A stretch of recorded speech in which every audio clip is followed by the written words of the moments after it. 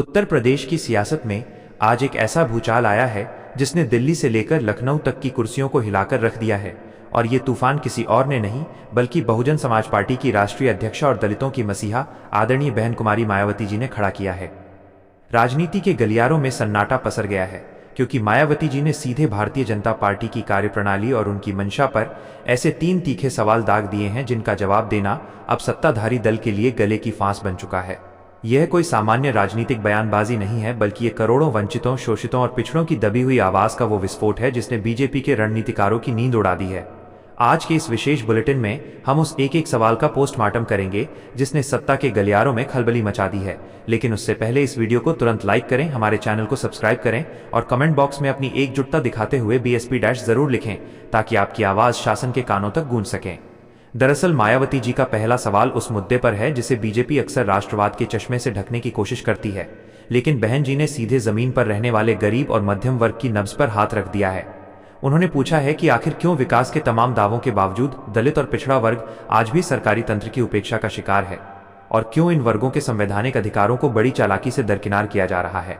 जैसे ही ये सवाल सार्वजनिक हुआ, बीजेपी के भीतर बैठकों का दौर शुरू हो गया क्योंकि उन्हें पता है कि अगर मायावती जी ने मोर्चा खोल दिया तो उनका बना बनाया वोट बैंक बिखर सकता है। मायावती जी का अंदाज आज बेहद आक्रामक और भावुक है। वो एक ऐसी जननेत्री की तरह उभर रही हैं जो अब चुप बैठने वाली नहीं है। उन्होंने साफ कर दिया है कि सत्ता का अहंकार ज्यादा दिन नहीं चलता और जनता अब इनके खोखले वादों को पहचान चुकी है। बीजेपी जो खुद को अजय समझ रही थी, आज बहन जी की तार्किक घेराबंदी के सामने निरुत्तर खड़ी है क्योंकि इन सवालों के पीछे केवल शब्द नहीं बल्कि करोड़ों लोगों का दर्द और बरसों का संघर्ष छिपा है। यह खलबली इस बात का प्रमाण है कि हाथी की चाल ने अब अपना रास्ता बदल लिया है और आने वाला समय उत्तर प्रदेश की राजनीति में एक नए युग का सूत्रपात करने वाला है जहां अब केवल सच की राजनीति होगी। मायावती जी का दूसरा सवाल सीधे उस जख्म पर नमक छिड़कने जैसा है जिसे भारतीय जनता पार्टी की सरकार ने पिछले कुछ वर्षों में देश और प्रदेश के युवाओं को दिया है, क्योंकि बहन जी ने बेरोजगारी और सरकारी नौकरियों में आरक्षण के साथ हो रहे खिलवाड़ को लेकर सरकार को कटघरे में खड़ा कर दिया है। उन्होंने बहुत ही कड़े और स्पष्ट शब्दों में पूछा है कि जब रिक्त पद लाखों की संख्या में खाली पड़े हैं तो आखिर क्यों दलितों और पिछड़ों के बच्चों को सड़कों पर लाठियां खानी पड़ रही हैं और क्यों उनके हक की नौकरियों को निजीकरण की आड़ में खत्म किया जा रहा है।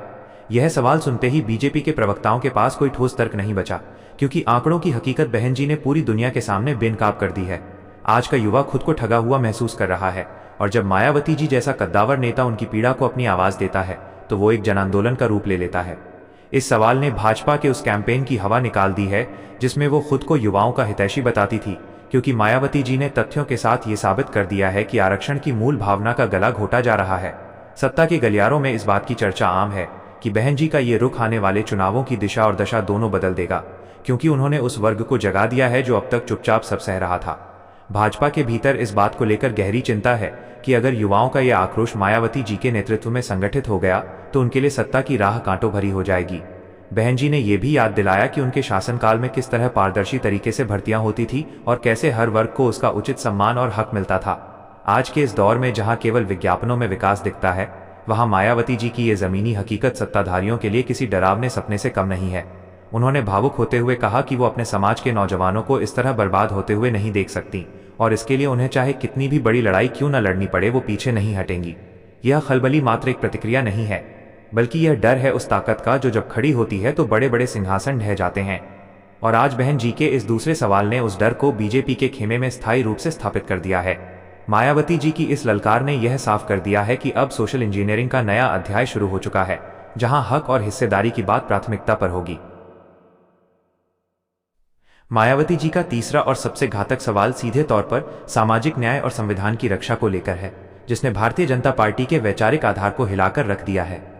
बहन जी ने अत्यंत गंभीर लहजे में पूछा है कि आखिर सत्ता में बैठे लोग संविधान को बदलने की मंशा रखने वाली ताकतों पर लगाम क्यों नहीं लगाते और क्यों आज भी दलितों के खिलाफ होने वाले अपराधों पर सरकार का रवैया इतना ढुलमुल बना हुआ है।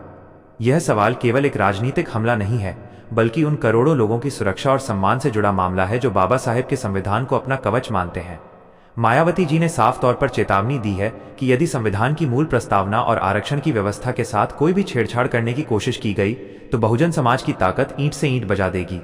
इस तीखे प्रहार ने भाजपा के रणनीतिकारों को रक्षात्मक मुद्रा में ला दिया है, क्योंकि उन्हें एहसास हो गया है कि बहन जी ने उस रग पर हाथ रख दिया है जो सीधे उनके वोट बैंक की एकता को प्रभावित करती है। उत्तर प्रदेश की गलियों से लेकर संसद के गलियारों तक मायावती जी के इस तेवर की चर्चा हो रही है, क्योंकि उन्होंने ये स्पष्ट कर दिया है कि वह किसी भी कीमत पर दलितों और पिछड़ों के मान सम्मान के साथ समझौता नहीं करेंगी। बीजेपी के भीतर मची यह खलबली इस बात का संकेत है कि उन्हें अब अपनी रणनीति पूरी तरह बदलनी होगी, क्योंकि बहन जी ने उनके हिंदुत्व के एजेंडे के भीतर सामाजिक न्याय का ऐसा पेच फंसा दिया है जिसका कोई काट उनके पास नहीं है।